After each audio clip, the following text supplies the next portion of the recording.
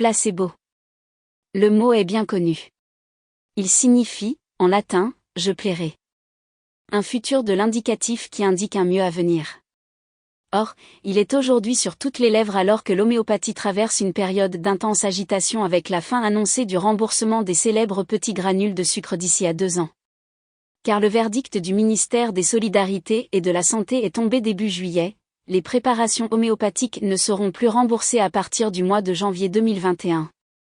Une décision fondée sur un avis de la Haute Autorité de Santé, HAS, qui, pendant de longs mois, a analysé des centaines de publications scientifiques pour conclure à l'absence de preuves d'efficacité.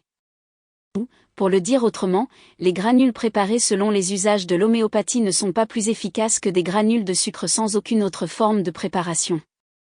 Rien de mieux qu'un effet placebo, donc. Le placebo ?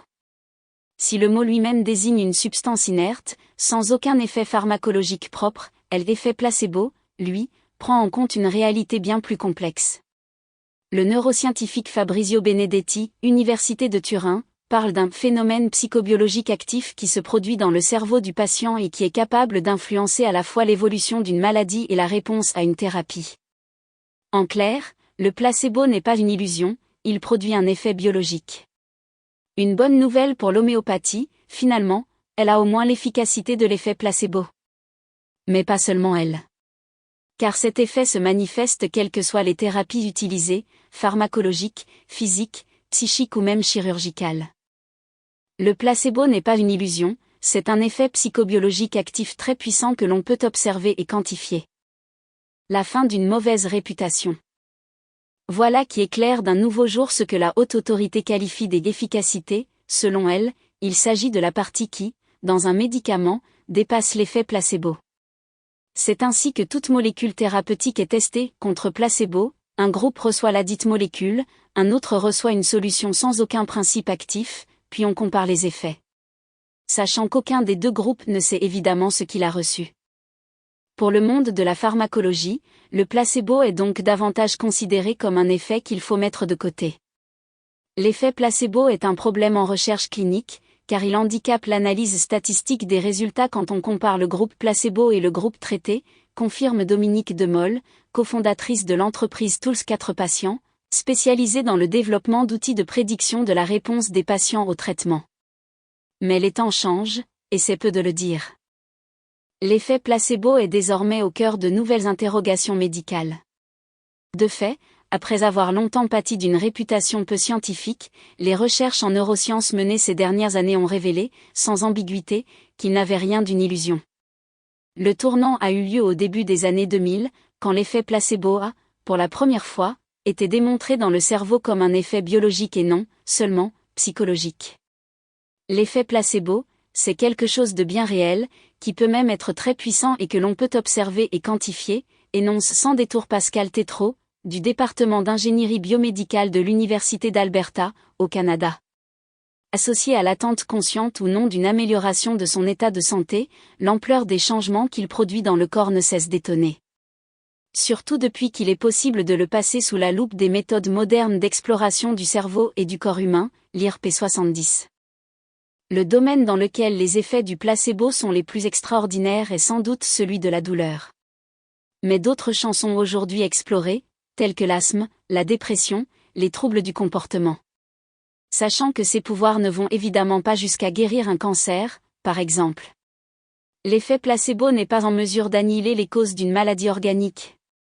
En revanche, il agit bel et bien sur certaines perceptions et sensations corporelles, ainsi que sur certains symptômes, directement liés à de nombreuses pathologies.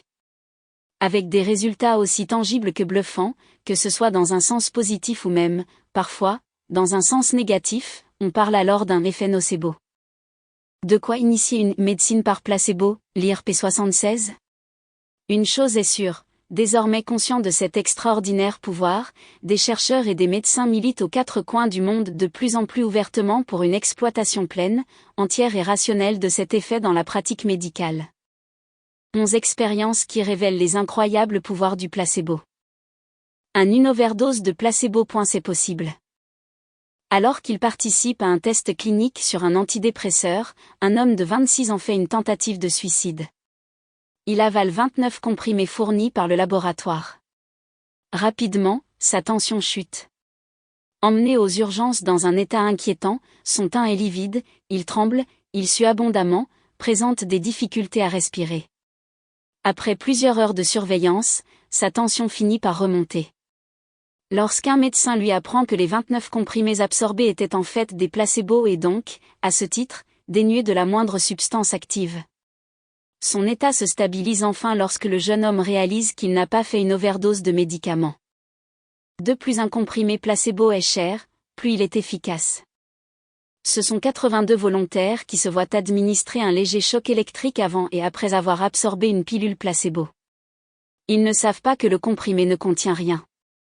La moitié pense qu'il s'agit d'un nouvel antidouleur commercialisé au prix de 2,50 $, l'autre moitié pense également qu'il s'agit d'un antidouleur, mais dont le prix a été réduit à 10 centimes, sans qu'ils en connaissent la raison. Résultat de l'étude, dans le premier groupe, 85% des sujets rapportent une diminution de la douleur ressentie, contre seulement 61% dans le second groupe. 3. Le corps réagit à un médicament, même quand il n'est plus là.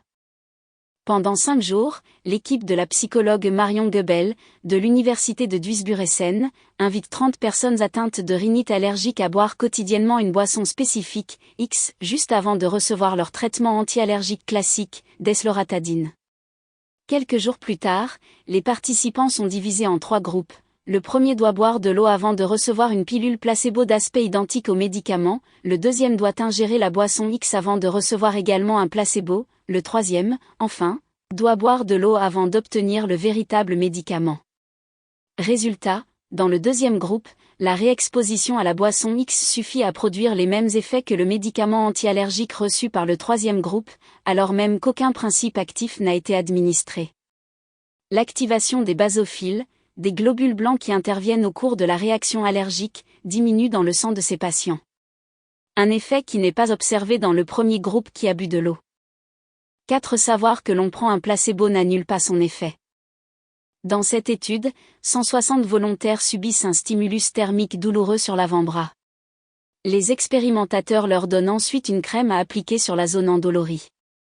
Cette crème est un placebo, mais tous ne le savent pas. Un premier groupe pense qu'il s'agit d'une crème antalgique contenant un principe actif, la lidocaïne. Un deuxième groupe est informé que la crème est un placebo et les scientifiques leur expliquent, pendant une quinzaine de minutes, ce qu'est l'effet placebo et comment il fonctionne. Le troisième groupe est également informé que la crème ne contient aucune substance active, mais sans plus d'explication. Résultat, seuls les volontaires des 2 premiers groupes rapportent une diminution significative de leur douleur. Ils soignent vraiment. Vous n'avez pas le droit de voir cet objet. 5. Administrés à l'insu du patient, certains médicaments n'ont plus aucun effet. L'équipe de Fabrizio Benedetti, de l'Université de Turin, prescrit du diazépam, un anxiolytique, à des patients souffrant d'anxiété post-opératoire. Administré ouvertement, le médicament réduit nettement leurs angoisses, or, une fois administré à leur insu, il n'a plus aucun effet, constatent les scientifiques. De même, lorsque le traitement est interrompu ouvertement, l'anxiété des patients augmente à nouveau significativement au bout de 4 à 8 heures, alors que son interruption cachée ne modifie en rien leur niveau de stress. 6. Une chirurgie placebo a aussi prouvé son efficacité. Martin Crosslack et Georges Murel évaluent l'efficacité d'une chirurgie utilisée pour les douleurs chroniques du coude liées à une sursollicitation du bras, épicondylite ou tennis elbow, qui frappe le coude des joueurs de tennis, réfractaires au traitement classique, anti-inflammatoire, massage, etc. L'opération consiste à retirer la partie lésée du muscle impliqué, le court extenseur radial du carpe. L'étude porte sur 2 groupes, de 13 patients chacun. Le premier bénéficie de l'intervention, les 13 patients du second groupe subissent, sans le savoir, une opération factice, avec ouverture du coude mais sans section du muscle. Or, surprise, aux différentes évaluations réalisées jusqu'à 2 ans et demi après l'intervention factice, ces derniers rapporteront une atténuation de leur douleur. Aussi importante que celle des patients réellement opérés. 7. Les performances cérébrales s'améliorent sous placebo. Barry Hawken et ses collaborateurs de l'Université de sciences et médecine de l'Oregon ont comparé 2 groupes de personnes âgées en bonne santé pendant 2 semaines. Le premier groupe a pris chaque jour un comprimé factice qu'il pensait être un stimulant cognitif expérimental, le second n'a suivi aucun traitement. Testés sur des tâches de mémoire, les sujets du premier groupe ont montré des améliorations significatives de plusieurs facultés cognitives, attention, temps de réaction, rappel de mots, etc., contrairement à ceux du deuxième groupe. Puis une transplantation factice qui agit sur Parkinson. Catherine Macrae et ses collaborateurs ont comparé les effets d'une transplantation de neurones embryonnaires et d'une chirurgie cérébrale factice sur 40 patients atteints de la maladie de Parkinson. Aucun ne sait à quel groupe il appartient. 12 mois plus tard, les patients persuadés d'avoir bénéficié du vrai traitement ont montré une plus grande amélioration de leur performance motrice, diminution des tremblements, de la rigidité, et de leur qualité de vie, qu'ils aient réellement bénéficié ou non d'une transplantation de cellules embryonnaires. 9. Le placebo agit aussi chez les tout-petits. L'équipe de Ian Paul, pédiatre à l'Université de Pennsylvanie, a comparé les effets de 3 traitements administrés 30 minutes avant le coucher à 120 enfants âgés de 2 mois à 4 ans souffrant de toux nocturne. 3 groupes ont été constitués, 40 enfants ne reçoivent rien, 40 sont traités avec du sirop d'agave, un antitussif naturel, et 40 autres reçoivent une solution placebo. Résultat, les enfants ayant pris du sirop d'agave ou le placebo ont connu une nette amélioration de leur état, diminution de la fréquence des toux, de leur sévérité, de la congestion, amélioration de la qualité du sommeil, etc., par rapport aux enfants n'ayant rien reçu. Le placebo a-t-il marché parce que les parents y croient ou parce qu'ils incitent leur enfant à y croire? La question reste entière. Dit une mort potentiellement due à un effet nocebo. Un médecin, Clifton Meador, a diagnostiqué à Sam Lond, vendeur de chaussures à la retraite, un cancer de l'ésophage considéré à l'époque comme incurable. Sa prise en charge est immédiate, mais les choses empirent et la communauté médicale comme son entourage sont pessimistes, tous savent le combat perdu d'avance. Quelques semaines plus tard, Sam Lond meurt. Mais l'autopsie ne révèle aucune trace de cancer de l'ésophage, seules quelques taches au foie et une au poumon. Pas de quoi causer une mort aussi rapide. L'homme est-il mort de s'être cru condamné? Un effet placebo existe chez les animaux. Une étude a compilé les résultats de 3 essais visant à évaluer l'efficacité de 3 nouveaux traitements de l'épilepsie canine, la pose d'un implant, une modification du régime alimentaire et un médicament antiépileptique. Au total, 34 chiens épileptiques étaient concernés. Les essais étaient menés à l'aveugle, ni les propriétaires des chiens ni les vétérinaires ne connaissant la nature, active ou placebo, des traitements.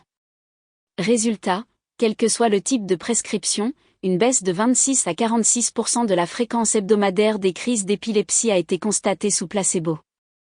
Étage 29% des chiens sont apparus particulièrement réceptifs, avec une diminution des crises d'au moins 50%.